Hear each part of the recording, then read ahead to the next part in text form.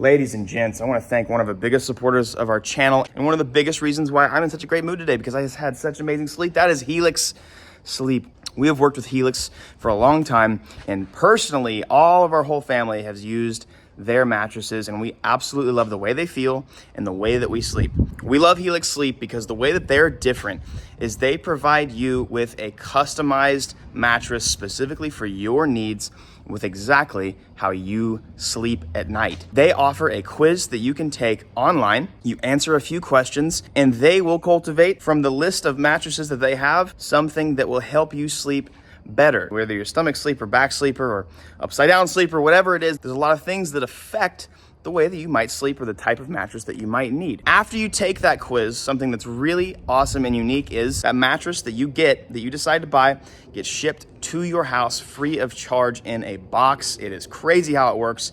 You open the box, you let the mattress inflate, and the mattress feels absolutely incredible. You'd never believe that something that feels this good could fit in a box, but it does. We have slept on the Helix Moonlight Luxe for almost 4 years now, and it's been absolutely fantastic. We love Helix too because, for one, they offer flexible payment plans. Two, they offer a 100-night sleep trial. Not only do they have the 100-night sleep trial, they have a 10-year warranty. And all you gotta do is go to helixsleep.com/EvanShanks, and I can save you guys 20% off and get you 2 free pillows with your purchase. We've had a lot of you guys tell us that the mattress feels fantastic. We've had a lot of your feedback, and we've not heard anything bad so far. So thank you guys for supporting them, which in turn supports us. But check them out. If anything, take the quiz at helixsleep.com/EvanShanks today and start enjoying sleep a little bit better. Now let's get on to the video. All right, boys, I am really excited about this. We've got a bunch of Jay-Z stuff on the way, and it's time to slap this motor back in the car. So this is interesting. And you know what? I'm gonna tell you something real quick, boys. Not everybody has tons of money to spend on their car. There are places where you obviously need to be spending your money more wisely than others.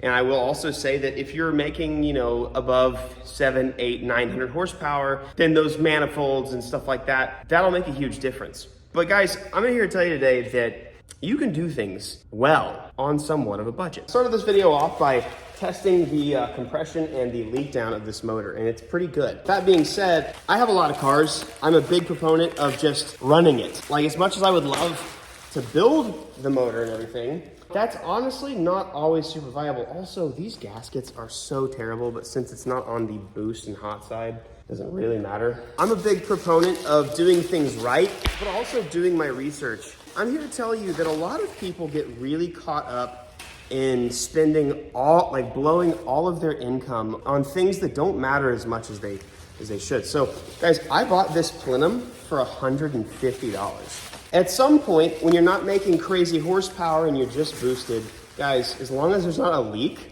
aluminum's aluminum. If you're gonna be going to the track and driving it at low horsepower, you don't need to spend $4,000 on an Artec exhaust manifold. If you have the money, you want to, go ahead. I love Artec, by the way, amazing stuff. And I love PHR, they're local to me. I can't afford half the crap on their menu. So I gotta do what I gotta do to make my cars run. Now, I want a forward-facing exhaust or intake manifold. Guess what, boys? That's crazy. This was $125. This is literally a tube of aluminum that looks kind of goofy. That's okay. It's going to do the job for me. Actually, it doesn't look that bad.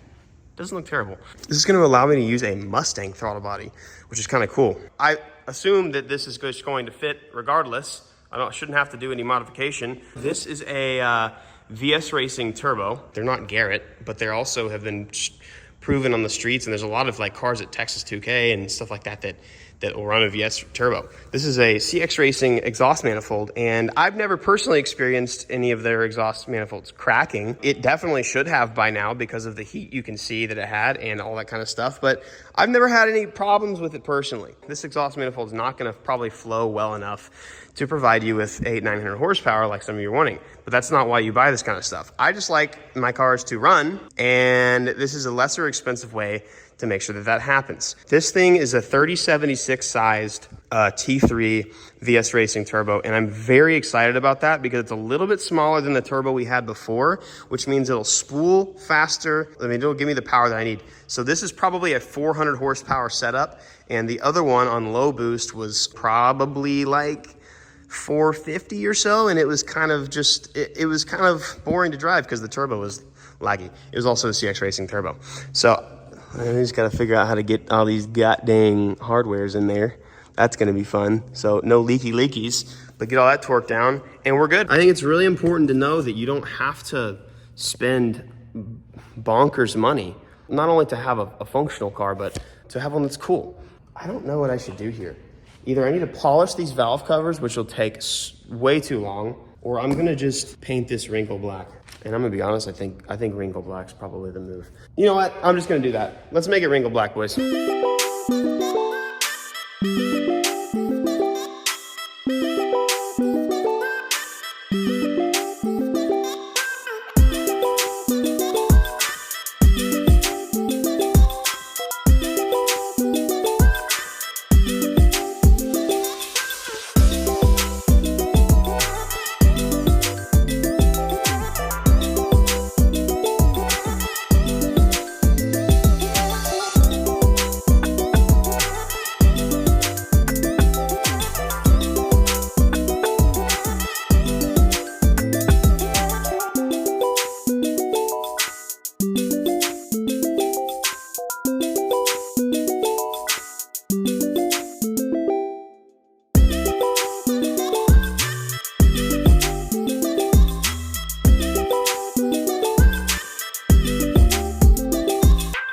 It's not quite finished. I've got to do some modifications on this throttle body. It's nice that I can actually use my old throttle body. Honestly, at this point, I can put the engine in the car. Maybe you should strap the alternator onto it first. Nah, I just kind of want to slide the engine in there and, well, for one, get it off of the stand, and two, have this car have an engine again. It's gonna be super awesome. I don't know if I've showed you guys this, but I've just gotten super obsessed with making this car amazing. This steering rack, Sparky built, baby. I love it. I've done a little bit of waterline routing. I'm just gonna do the rest of the plumbing while it's in the car, because there's no reason to keep it on a stand in the middle of my shop for the next 2 weeks. So synopsis on the engine, it's good. I do actually have receipts of this engine having been put in this car. This is apparently an engine from Japan or some import car, but it allegedly had like 50 or 60,000 miles on it. Honestly, the bearings check out. Everything looked good inside. There was no shavings or anything like that in the pickup tube. Compression was decent. We're just gonna do low boost. Honestly, man, this turbo setup should be awesome for the car. I mean, this is gonna be a mid-low horsepower turbo. And now that I've sort of dialed it in, know exactly what I want. And I think this is gonna be an amazing setup. Everything is super solid on there. Got everything good. T3 instead of the T4 now. It looks amazing, dude. It actually looks fantastic. I love the way a boosted JZ looks. And you know, what's funny about this, dude? I built this NAT is, obviously it's stock, you can build them, whatever. But this turbo is like, I wanna say like $600, $500-600, maybe less. This manifold is $300-300. This, like I said, I'm pretty sure this was $125. I'll just get a different fuel rail that adapts my Deechworks that I have for it, make it look a little bit nicer. But I mean, it looks really cool, dude. I mean, it's gonna be so good. Low horsepower, like low waste. You know, if I just make sure it's pretty much on wastegate, if I do like an 8 to 10 pound spring-ish in there, I think this car is gonna be an absolute ripper. It's gonna be super, super fun. Let's just put the thing back in the car and get it over with.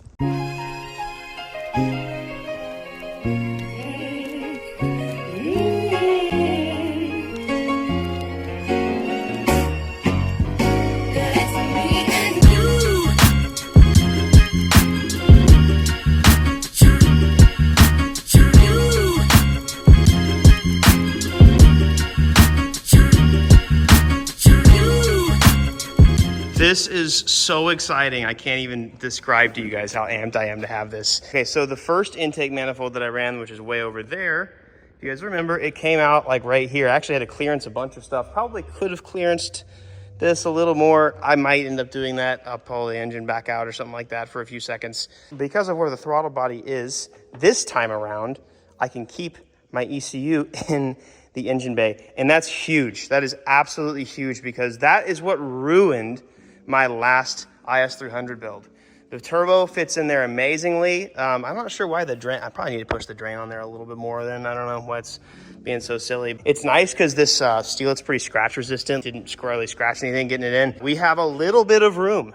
There's not a whole ton of room here in these bays, for the larger turbos at least, but I'm just stoked at all of it. We're gonna have a ABS relocation to back there where the battery used to be. The battery's gonna be in the back of the car. Then it's just gonna be fabrication and paint from here. I'm gonna be working with my boy from the Spray Source, and I'm making my own custom color for this car. And that's gonna be super, super, super cool. I gotta do a little bit of body work to make sure it's like solid and make sure it looks good. I got the freaking dual calipers on there now, bro. That's so crazy, bro. But we're gonna be painting this car and making it look nice. I think I'm just gonna keep the engine bay steel. I'm not gonna lie. It looks pretty cool.